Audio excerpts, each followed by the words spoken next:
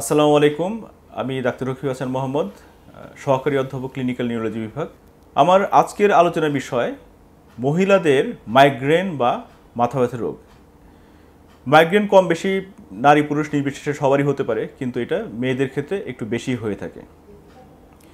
এবং মহিলারা প্রায়ই একটা কমপ্লেন করে, সেটা হচ্ছে যে মাসিকের ঠিক শুরুতে বা মাসিক চলাকালীন অবস্থাতে তার মাথা ব্যথার তীব্রতা বেড়ে যায়।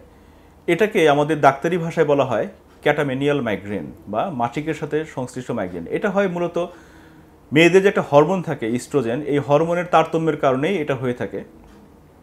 তো এটার চিকিৎসার ধরনটা মাথা ব্যথার অন্যান্য ধরনের চেয়ে একটু আলাদা।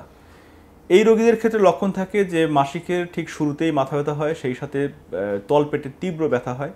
কারো কারো ক্ষেত্রে মাসিকে অতিরিক্ত রক্ত যায়, কারো কারো ক্ষেত্রে রক্ত স্বাভাবিকও যেতে পারে। এবং আগে থেকেই যে তার মাইগ্রেন বা মাথা ব্যথা ছিল, এই মাথা ব্যথাটা এই সময়টাতে তীব্রতরভাবে বেড়ে যায়। এবং রোগীরা একে হচ্ছে মাসিকের জন্য একটা অস্বস্তি, তার মধ্যে মাথা ব্যথার অস্বস্তি, সব কিছু মিলে মারাত্মক একটা অস্বস্তিকর অবস্থায় থাকে। এখন এখান থেকে পরিত্রাণের উপায় কী? পরিত্রাণের উপায় আছে, সেটা হচ্ছে যে মাইগ্রেন প্রতিরোধী ওষুধ আগে থেকে যেগুলো খেতো সবসময় সেগুলো অ্যাজ ইউজুয়াল খেয়ে যাবে। সেই সাথে আমরা বলি যে মাসিকের শুরুতেই টলফেনামিক অ্যাসিড বা মেফেনামিক অ্যাসিড এই জাতীয় যে ব্যথানাশক ওষুধগুলো আছে সেগুলো খাওয়া। এবং একই সাথে মেলাটোনিন নামে একটা ওষুধ থাকে, সেই মেলাটোনিন ওষুধটা মাসিকের 1-2 দিন আগে থেকে শুরু করতে হয়।